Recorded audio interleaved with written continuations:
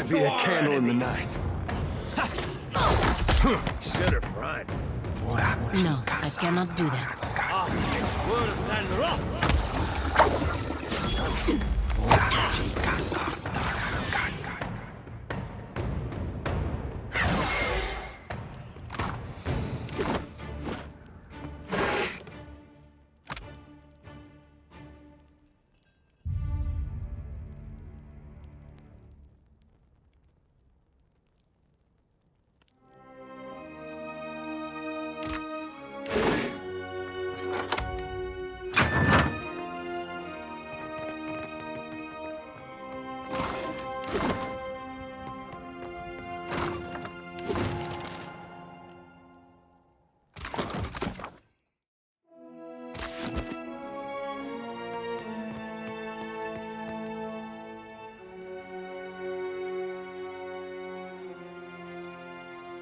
Slave sphincter, those snakes were noisy.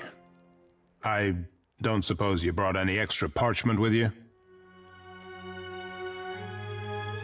Of course. What else? Slowly, Aimuro. Can't expect them to know if you don't tell them. Fie, suppose he's got a better half tucked in there too? I'm writing it all down. My research, my work. Something to survive before the next walk-in Colossus, the next Naga warband. Do you need something? If not, I should focus. So much to do. What didn't? A Colossus made of Adra marched through the fort, grew bright like luminous, and scores of soldiers fell dead. Incredible.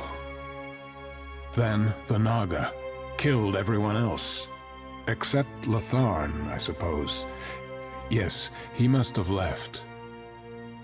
Dawnstar fellow. Arrived yesterday, last week. Complained of strange dreams. Smart of him to leave so soon. He's gotta be acting on his dreams, trying to help our god. They should split up. Safer that way. Better odds. Do you need something? If not, I should focus. Just the one. Just the one. Someone came and took it. Oh, that was you. How indeed. Naga everywhere. Suppose your best chance will be up along the walls, west and south. But how to get there? Better perhaps to keep going south, around the edge of the fort. Through Fleet Master Ko's office. More cover from the Naga.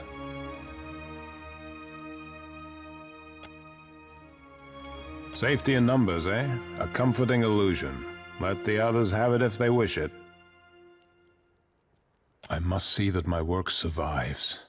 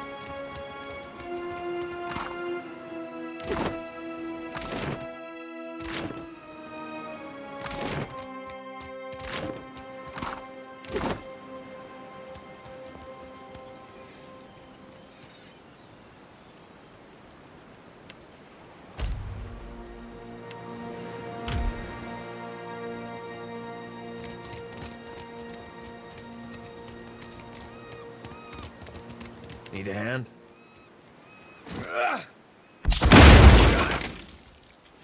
Can do.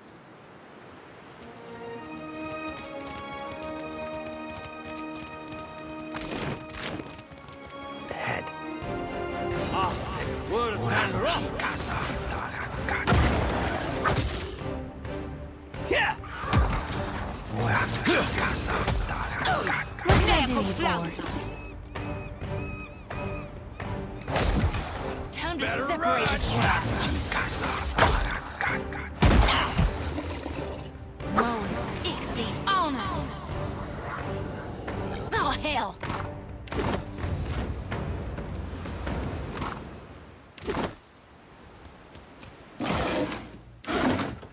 All right.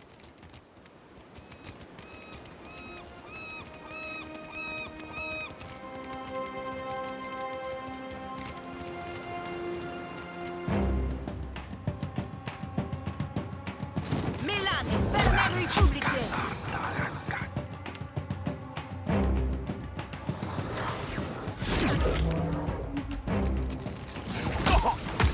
You're mine!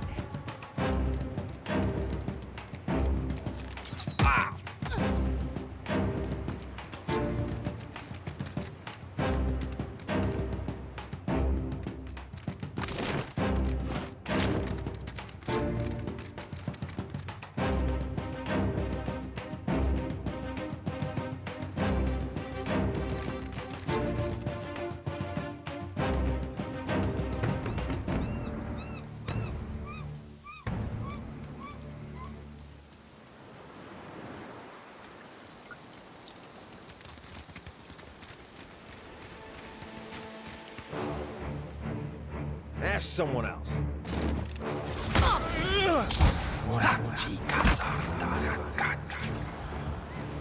Tell me. Worth and rock. Yes?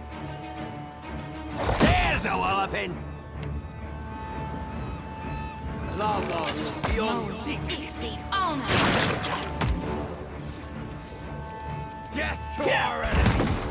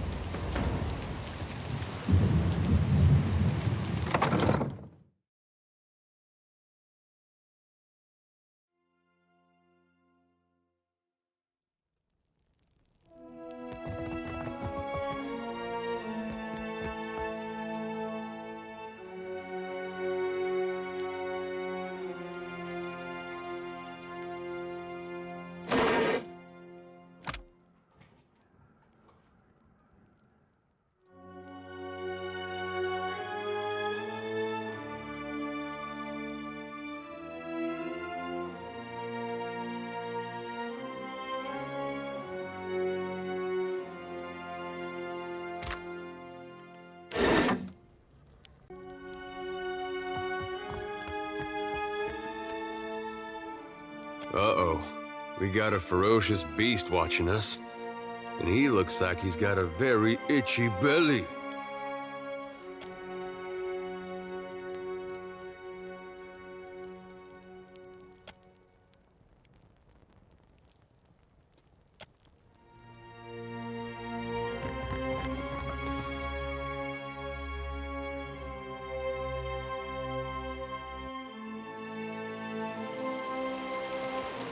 Sentire, I cannot.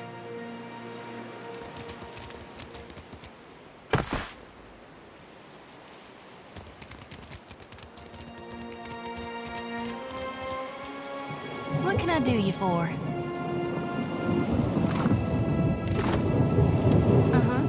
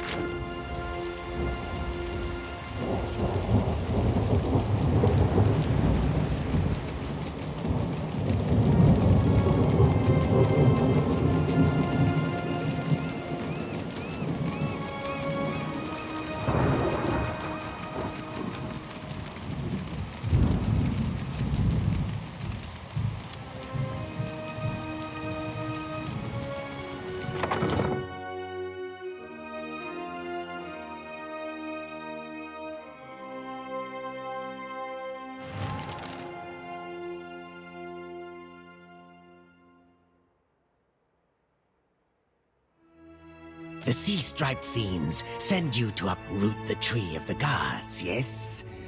Their blasphemy knows no bounds. Go! Carry a warning of what you have seen to the other shufflers. Fool! See what the impiety of the sea-striped fiends has wrought? The sand-striped shufflers know better. But you others come, smooth-toned or furred or sea-striped, with blasphemous hunger. Now, foreign ones dig at these roots, and the deep hunter is with us no more. Now, the gods return to rain their punishment on these islands. Again.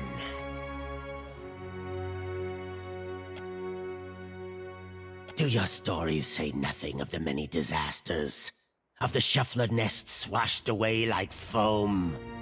Many generations ago, the sand-striped ones built great hives across the islands, and bastions around the Adra roots. Their ancestors, yes. Their meddling displeased the gods. So the gods smashed their works with heaving volcanoes and crashing waves. You shufflers are beasts of habit. You do not learn. You do not change. You cast off your sheddings by night, only to put them back on at daybreak. You wrap yourself in filthy, worn-out things. Our ancestors hid deep where the waters quenched the fires and muffled the storms. They remembered while shufflers scattered. Now, the shufflers build again. The gods see. They will tear them all down.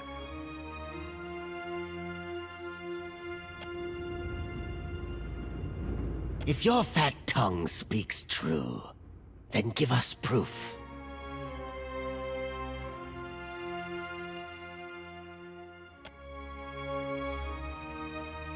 If this is not some fat-tongued lie, then show us.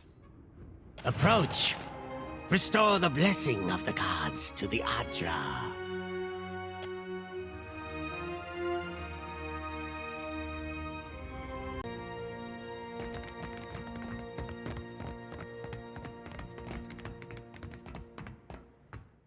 As your hand touches the dim Adra, you feel the same cool, pricking sensation that you did when you touched the pillar near Port Mage. You concentrate on the pillar. The world around you swiftly falls away, leaving only the vast emptiness of the in-between. The Adra and a multitude of golden threads undulating off into the distance. For a second time, you gather the threads in your mind and bind them together, forming a solid tether that ripples out toward its distant anchor. Again, a crack sounds from the terminus. Your consciousness is violently pulled along the cord. You are prepared for the sensation this time, but are still disoriented when you come to a sudden stop. You find yourself standing behind a familiar Titanic statue as it trudges through invisible waters. Your first attempt to contact me was brave. This second attempt, is it born out of desperation or something else? Why do you continue to follow me, Watcher of Cadnua?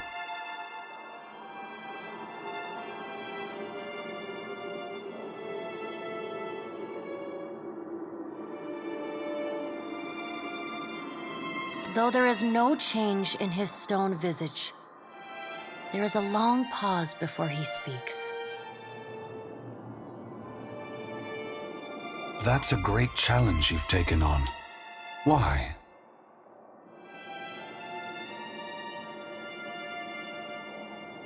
At first, he does not respond, but there is a wavering from the light within him.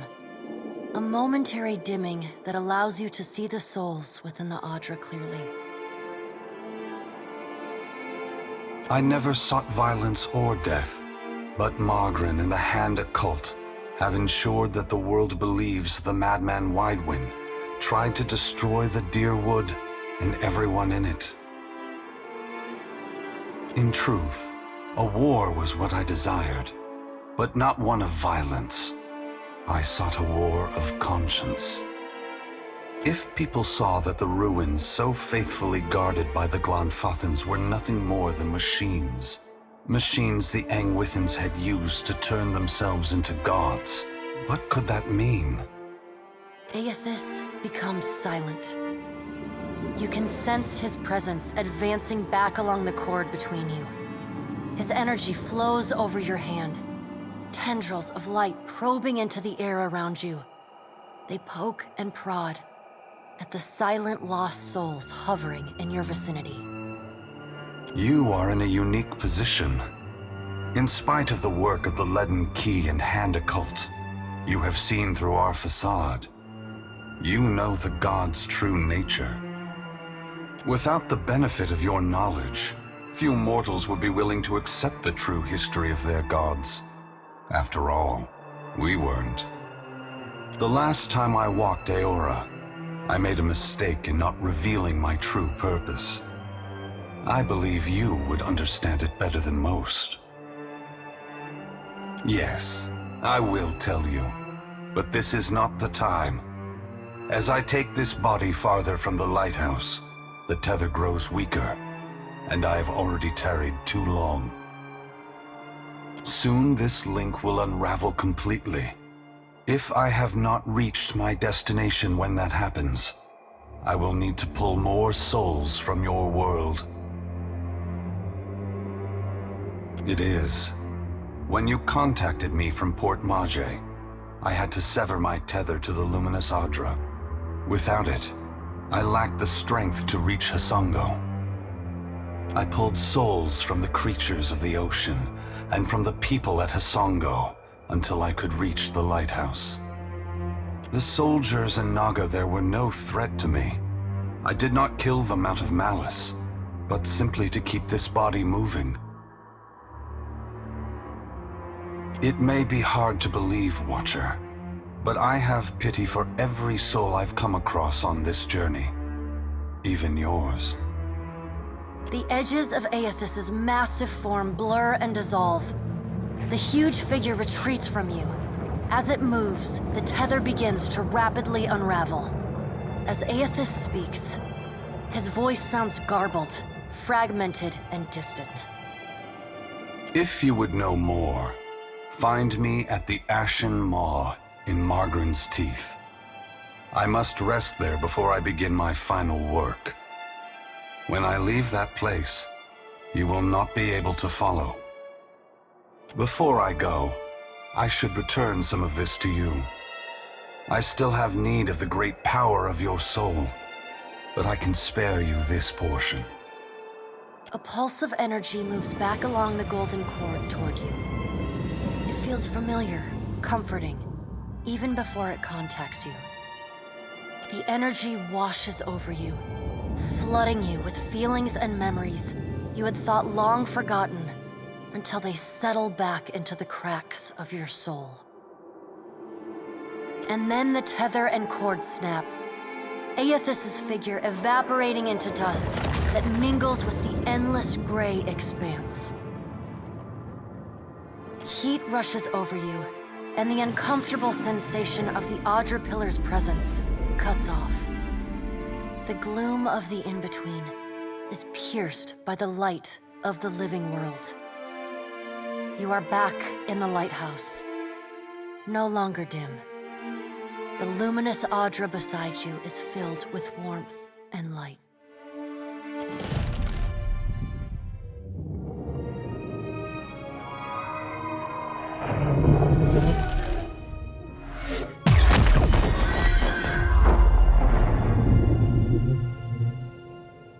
Long have we kept peace with the sand-striped people. But then, the foreign ones came and spread, killed our people, built their hives everywhere. Shodri, you attack every foreign ship you see. The Juana may not like us, but at least they speak to us. We were sure the Godwalker came to cast them out. That driving them away was a holy mission.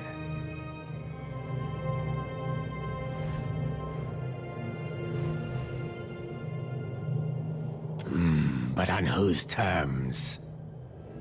We must go. I know not what this means, but our brethren should hear of it. You show us something new today, Shuffler. Thank you for this, and for your mercy.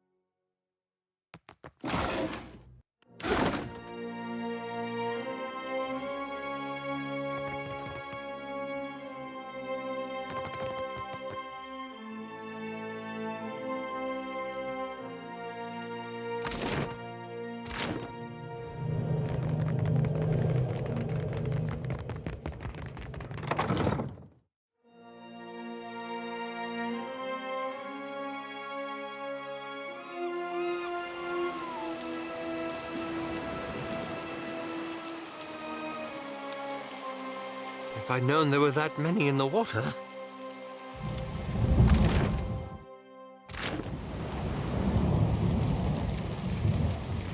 Had another one of your talks there, didn't you? You gonna share details, or do we gotta guess? I was rather hoping someone else would bring that up. You don't look like you're gonna be sick this time, so I take it that's a good sign?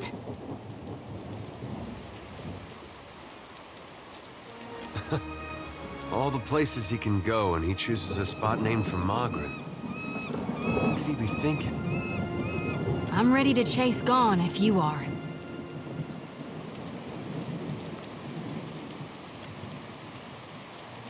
All right then, let's do this.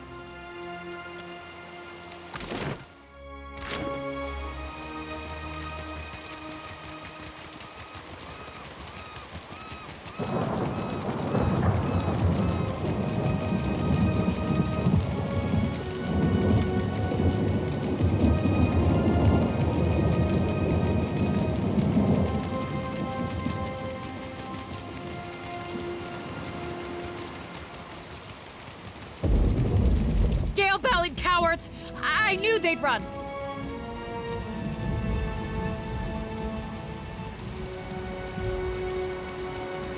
Look at our beacon. Even the Colossus couldn't destroy it.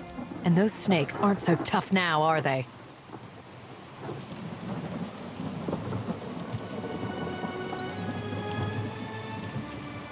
Of course. We'll rebuild bigger and better, with reinforced walls and extra cannons. Our engineers will make this place truly impregnable. The Hansanui will want to thank you personally for your help here, and she should also know what we're up against. She's usually at the Brass Citadel in Nakataka, though she gets called to the palace often, haggling with the Queen and the Valians. Looking for a real challenge after what you did to those scale bellies? The only thing I know about the place is it's supposedly made of fire, and no one's ever come back from it. But anything can be overcome. Clear skies.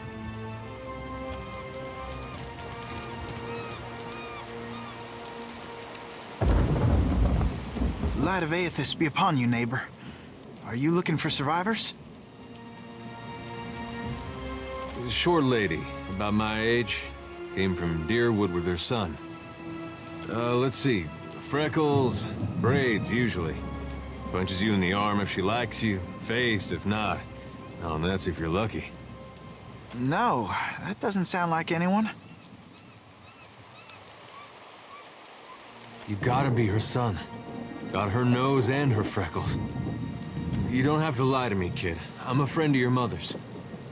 She hiding from someone? Maybe an ex-lover who gave her the best night of her life? No, I misspoke. Forget it. Just tell me something. Your father, you know him? I'm sorry, who are you?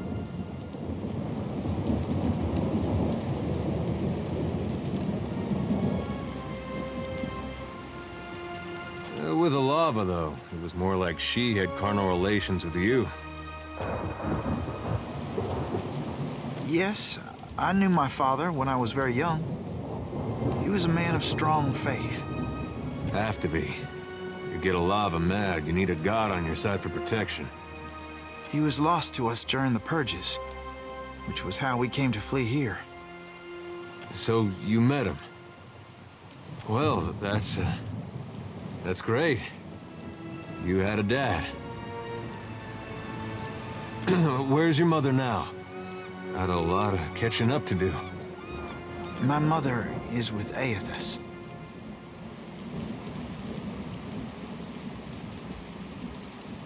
She passed the Veil a few years ago.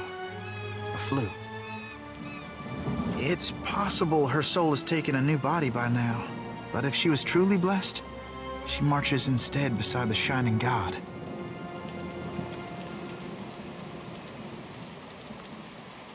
You lied to us. Said you didn't know her. Expect me to believe this now? Funny, you wouldn't know it to look at him. I'm not lying. She's buried on the other side of that hill. How could she be gone? Don't be troubled by her passing. All souls that march with Aethys receive his warmth and light. Aethys has come to us twice now. Even Oblivion couldn't slow his march. We shouldn't have opposed his first coming. He meant to rally us under his banner. Oh, I know a lot of Dead Deer Woodens who will be relieved to hear that. And seeing what we've seen, it's hard to believe they got our best interests at heart. Aethys forced everyone to declare themselves as ally or enemy, nothing more. Now he marches again, and we have a chance to correct our mistake. Well, that's charitable. I would like to have joined him when he passed this way, but I was weak. It won't happen again. You can't build on broken foundations. Real change needs destruction. I trust my God knows better than I do. He knows truths I'll never learn. And got that right. I was once lost. I struggled as you do now. But the partisans of the lighted path have restored my faith in Aethys. What greater honor than to march in his vanguard? We began as children of the Dawnstars, separated from each other as we questioned our purpose. But then Aethys granted a vision to Gadarian Bosch. Bosch saw an illuminated path lighten the way through a black abyss. And he saw Aethys marching on the path, and Aethys bade him to march alongside. Not quite how I've been seeing it, but everyone's open to their own interpretations. And the Shining God told Gadarian Bosch to gather an army of the God's truest followers, and to prepare to lead it into battle. You'd think after getting blown up, he'd slow down on the battling. We don't know. The end of the path hasn't been revealed to Gadarian Bosch yet. But to the faithful, shouldn't matter. It'll be a great journey, but we're prepared. Gadarian Bosch knows the way. Aethys himself has appeared in Deadfire in the form Gadarian Bosch foretold. That's more proof than any of his faithful could ever ask. What fortune to be given this opportunity, to know our God in the living world. Gadarian Bosch warned us. Those outside the partisans may ridicule us and test our faith, especially our old families and others close to them. we've learned it's best to keep to ourselves and those with open minds, which relations and friends mostly aren't.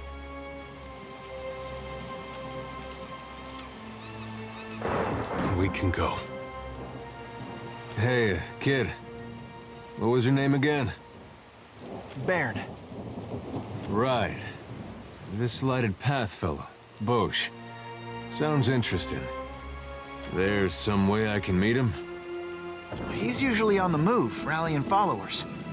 But the partisans of the lighted path often gather in the Temple of Aethys in Nekataka. I am soon to go there myself, in fact. There's an adherent there, Ogna, who initiates new partisans. No doubt she'd be pleased to help you.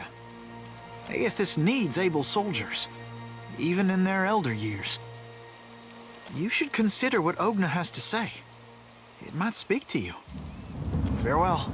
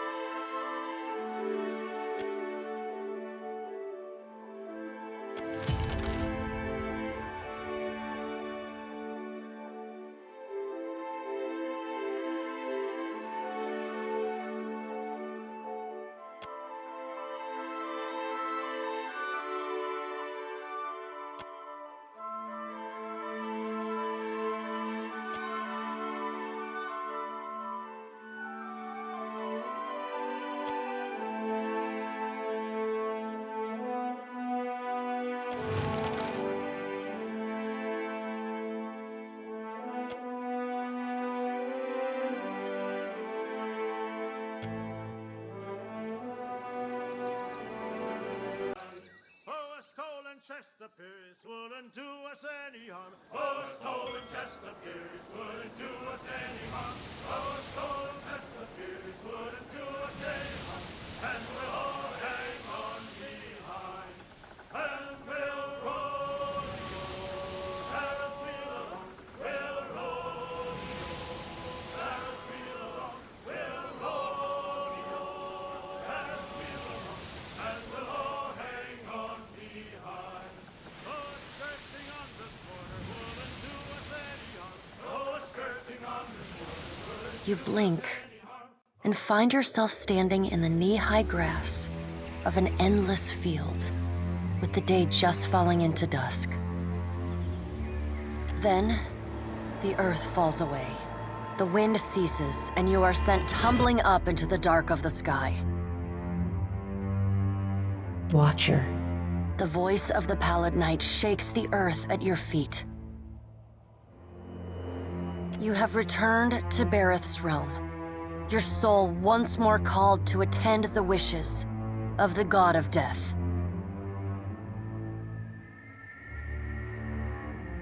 Once again, you have spoken with the Child of Light. Tell me what you have learned.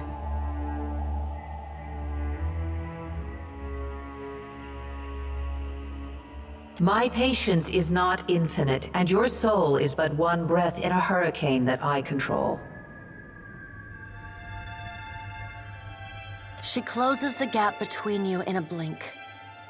This near, you realize the god of death has a smell. Like dust and ozone, petrichor and cold, cold steel.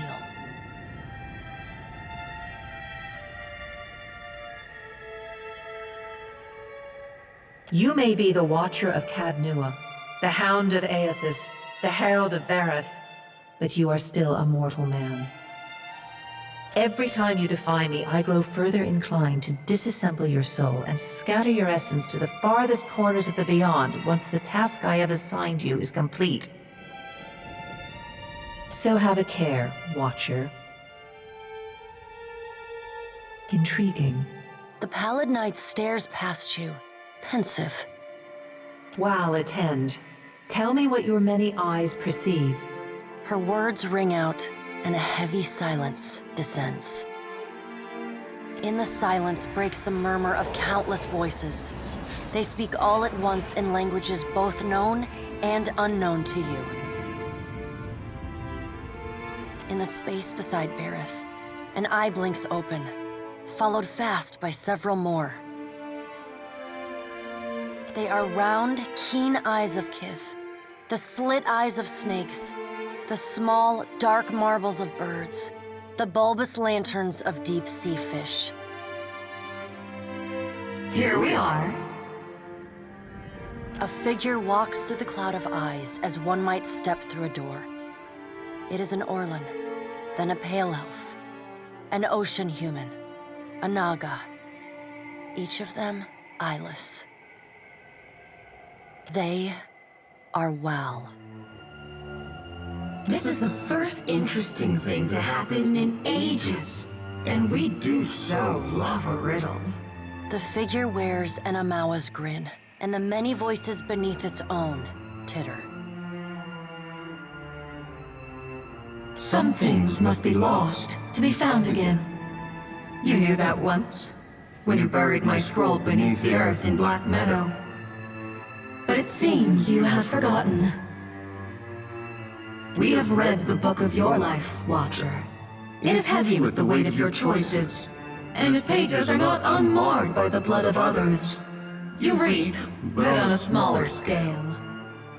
We see between the strings of the world, and Eothas is there, strumming them like a lute. His tongue is still, yet he sings of a coming joy. What tune he plays, we do not know. It is complex, ever-shifting. One moment vibrating in harmony, the next in discord. A man strides through the door to Berith's realm. Behind him lope wolves with lolling tongues, and jungle cats whose long tails twitch with every step. Galawain, the changeling, arrives, and he brings with him the wild heart of Aora's untamed places.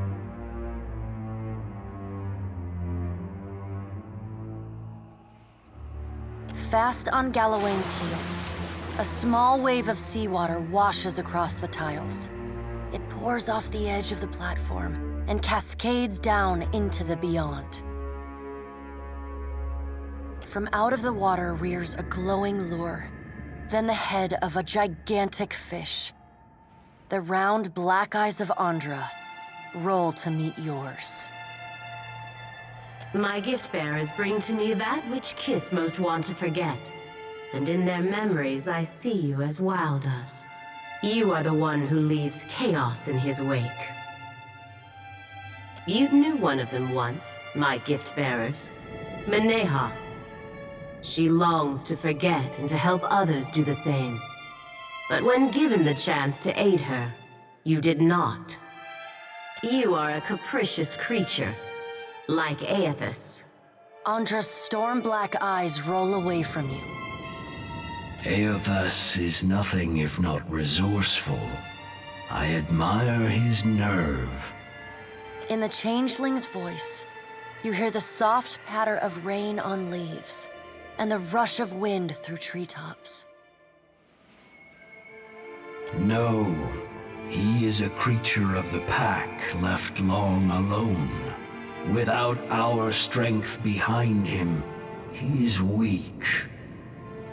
If his journey leads him back to us, he has proved himself worthy of return to the fold. Eothas does not return to us. He returns to execute some grand plan. We must stop him. Andra's voice rises like a tide, panic riding its crest. The doors lining the walls of Berith's realm slam open in unison. Warped pieces of ancient armor and the remnants of discarded weapons roar through the doorways. They meet in the center of the room, in a shower of sparks, and form the vague figure of a man. Finally, a blacksmith's sledge hurtles past your shoulder, and the figure snatches it from the air. A man made half of metal and half of ruined skin stands before you. The rounded metal of a well-worn shield makes up most of his skull, his right eye socket, and jaw. His mouth is pulled forever into a half grimace. If Eothas has something foolish planned, perhaps we can turn him from that path and set him down a more productive one. Abaddon's words crash and screech together, like long steel gears forced to movement for the first time in centuries.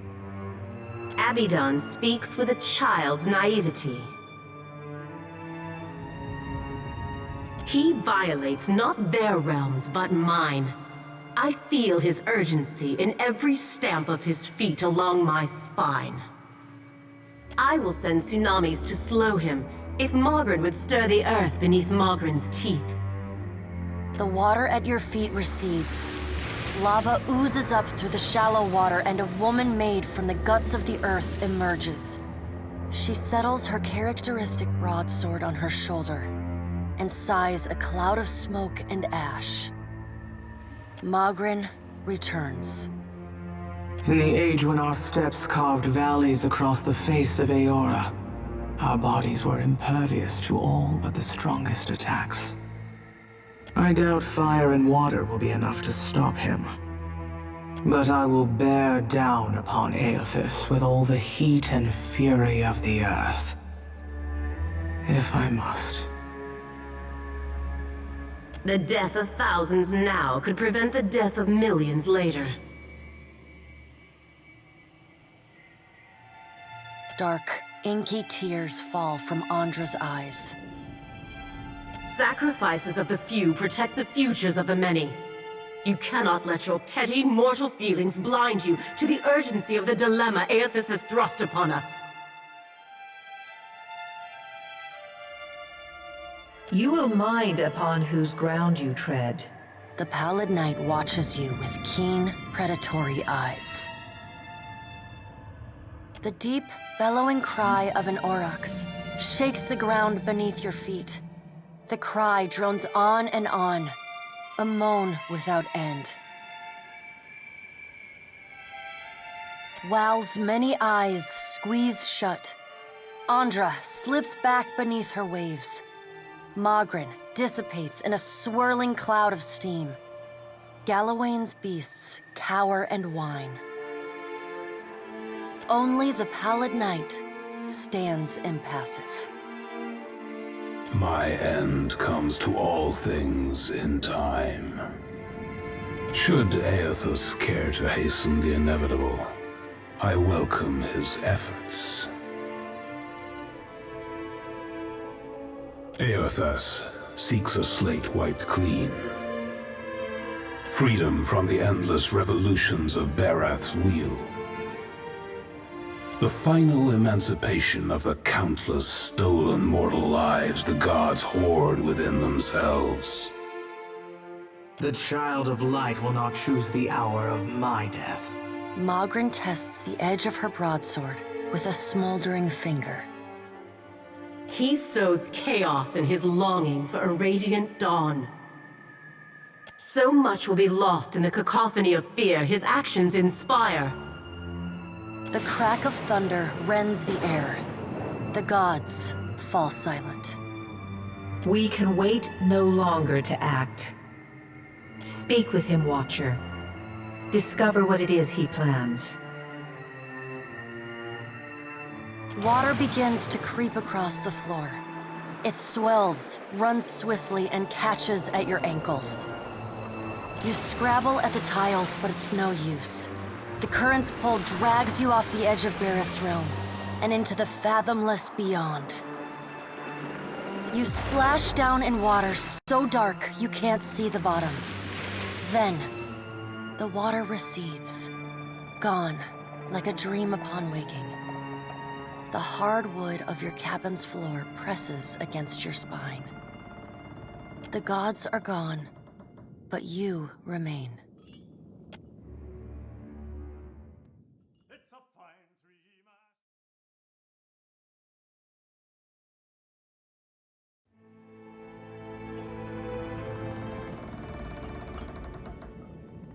Leave it to me. Nothing will slip past me. Is there something you wanted to talk about? You only have to ask. Consider it done. Ship life sure is an adventure, ain't it? Just think of all the places we can sail to, all the sights we could see. This is nothing like being stuck on a farm, or cloistered in the back of a temple. Tell me what's on your mind? Not a one. I never knew nothingness. No need to fiddle-foot around. I'm listening. You know where to find me if you want to talk, or if you'd like to commune in other ways.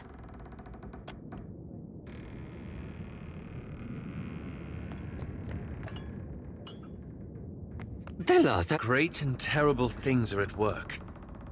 And once again, you seem to be in the middle of it. The Rawatayans we passed will doubtless spread word of what you've done in Hasongo.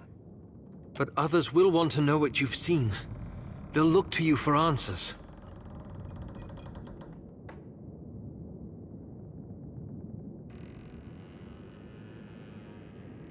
This is no small matter. Don't you worry what will come next? What events you might move forward?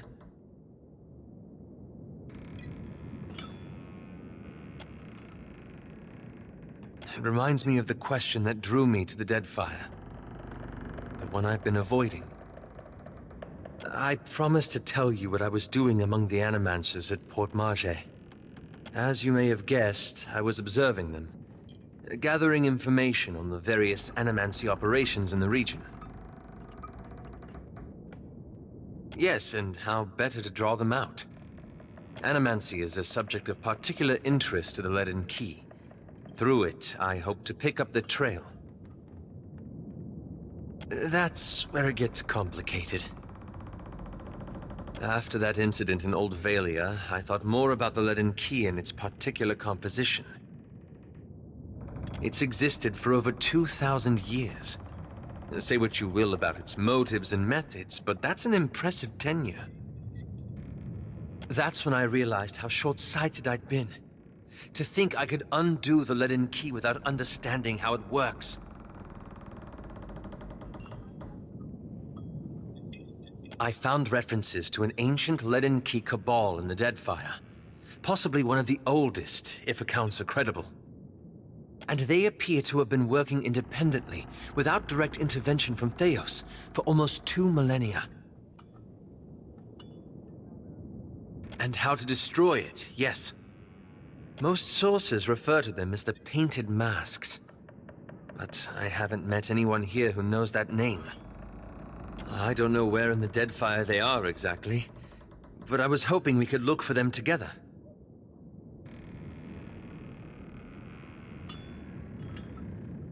I believe you. Anyway, there's daylight yet. I suppose that's enough from me.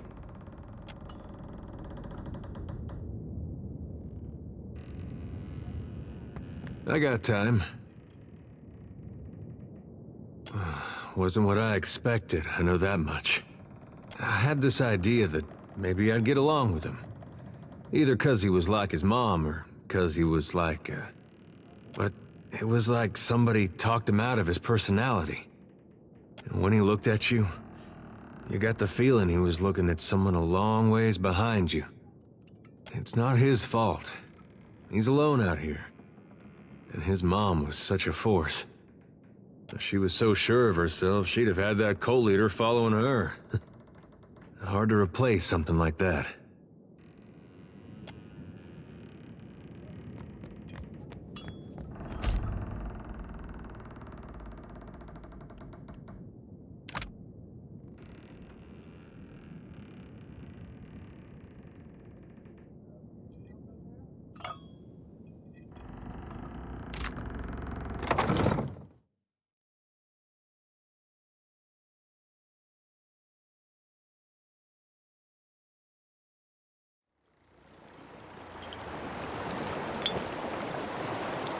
steered and railed for I thought Aethys was too busy kicking over islands to blunt his teeth with mortals. What say? You must take something from all this idle chatter with the gods. And you knew things he did not. Ah. For what does he listen to you, then? The gods I know are tight of lip and hard of hearing.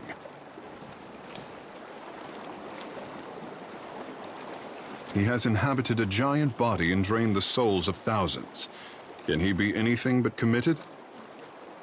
I could not imagine the inner workings of a god. But then, I am not meant to. It is for mortals to flail in the darkness, I say, while gods point us toward light.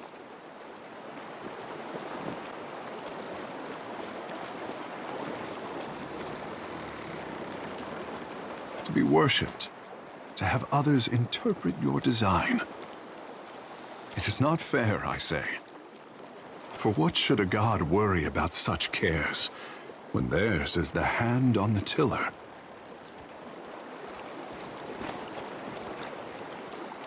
Akira, I did not wish to burden you. These days I am having to think harder than my pampered years. You will forgive the handsome fish if he is as curious as the green god. At least Aethys has you to keep him in check. What happens when we catch up to him is something for future Tekehu to worry about.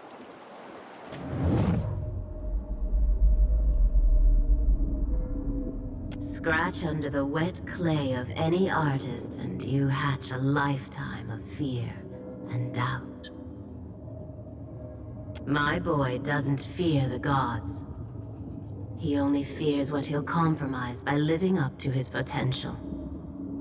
But isn't it easier to let sculptures represent you? Poor thing. Nothing he does could disappoint me. But that is a mother's prerogative.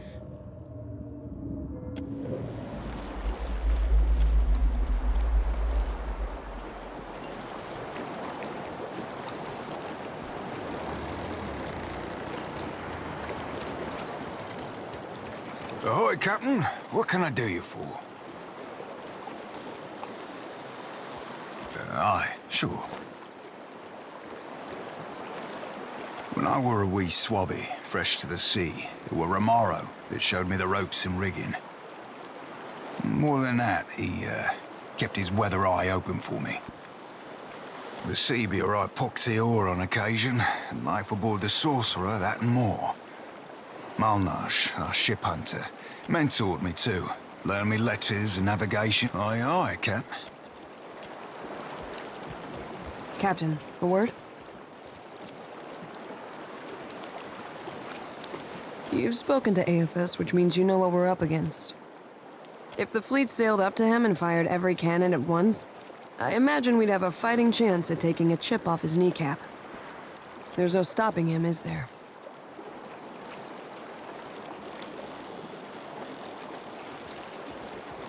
So, that's a no? I suppose there's a certain appeal to recognizing the inevitable. We don't have to waste our breath trying to stop it. All assuming that reason can penetrate the Green Boy's head better than bullets can. It reminds me of the first time I shot to kill. There he stood, a pirate captain barking orders from the forecastle. Out of everyone's range but mine. The wind toyed with us. I took aim, never thinking I'd make the shot, but then I felt this awareness, like someone out there was aiming me. A cannon blast took me by surprise. I squeezed off a shot, expecting it to fly wide, but the bullet took my target between his eyes. I don't know if Bareth kicked open a door or the Sky Mother held my hand, but that man was meant to die. I've got that same feeling now. Better or worse, I know that Aethys is meant to succeed. Choice is a funny word. I never planned to live by the gun. One day I put a bullet through a Bronzoa while the Ranganui happened to be watching, and the rest was history. I can still take pride in my work, if that's what you're asking. Hope I didn't take the wind out of your sail. Whether or not we can change anything, at least we can say we were there. That's more than most people get.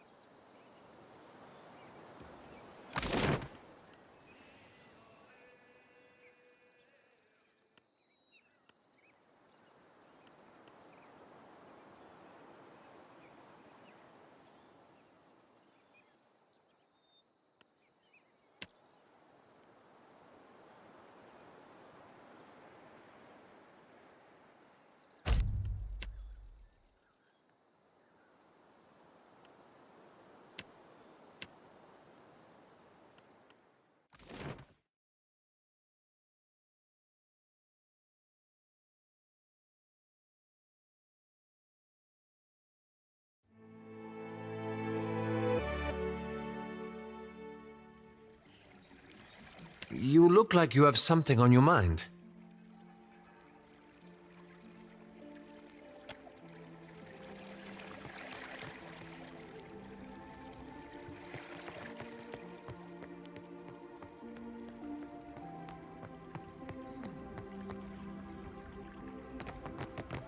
Akira, but I hear whispers that you visited the Hazanui's Adra lighthouse and survived. Too much has happened for you to waste words with the royal brother. From now on, you work with Onikaza as an honored guest of her rooftop garden. Only, be kind to her cats.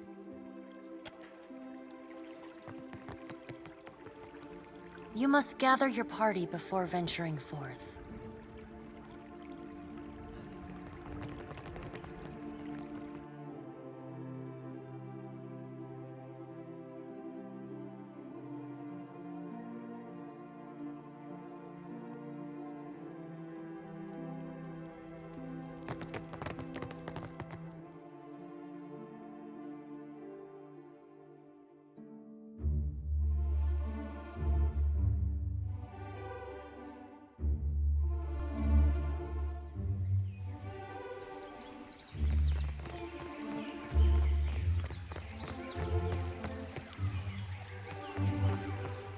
You return intact.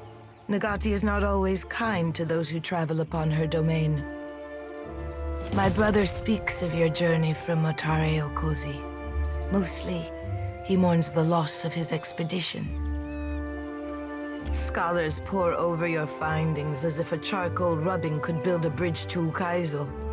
I have learned to restrain my optimism.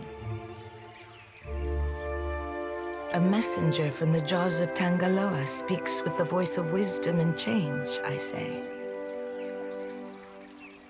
It is fitting that yours should be the voice that tells of Hasongo's fate. What did you see there?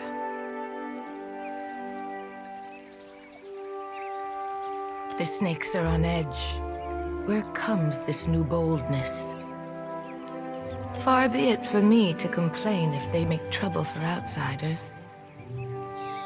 What of Aethys? If you know why he terrorizes the Deadfire, speak on.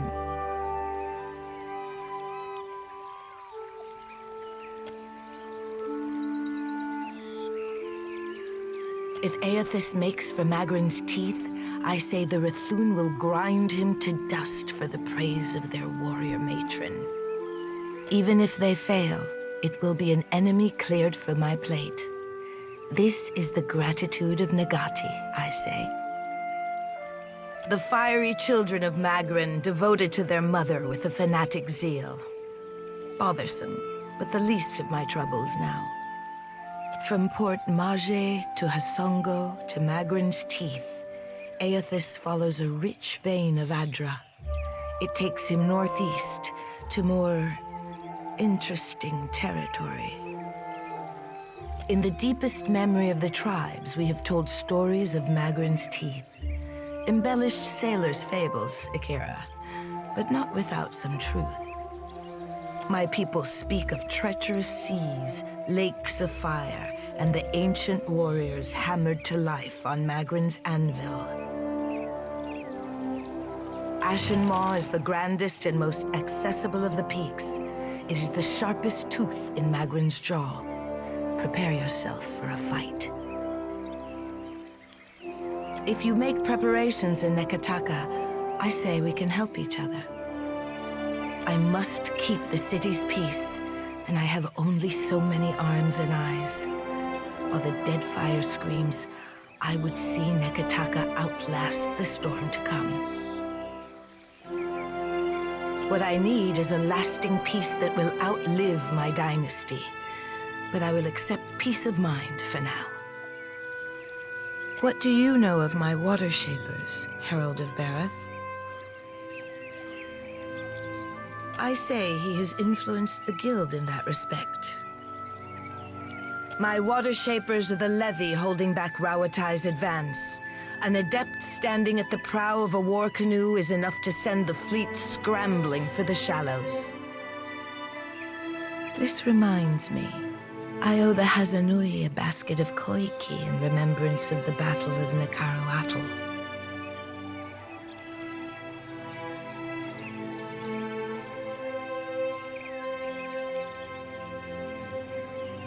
That is Aruihi's job, but, Akira, there is a side of diplomacy which I enjoy.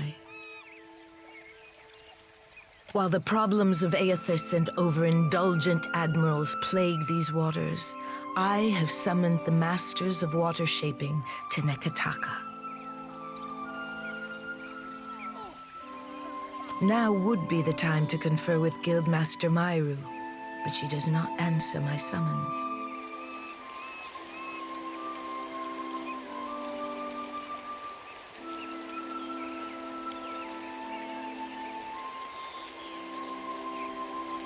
It is too early to grow a forest from this coconut, but I would not dispatch you if I felt at ease. The guild can suffer no setbacks. If Mairu shirks her duties, her queen would know the reason. Nagati, do not abandon us now.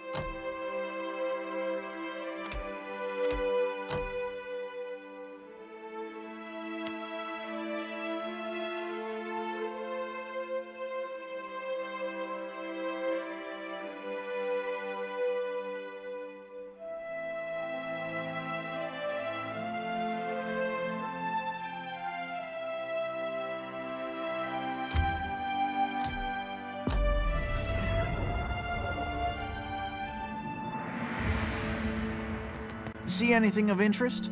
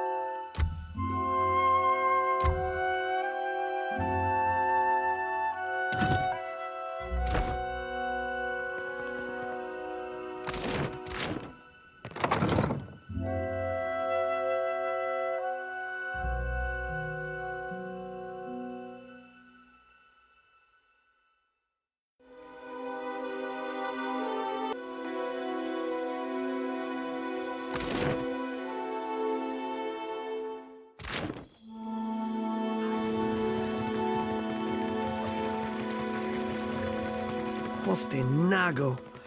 You have truly put your foot in it this time.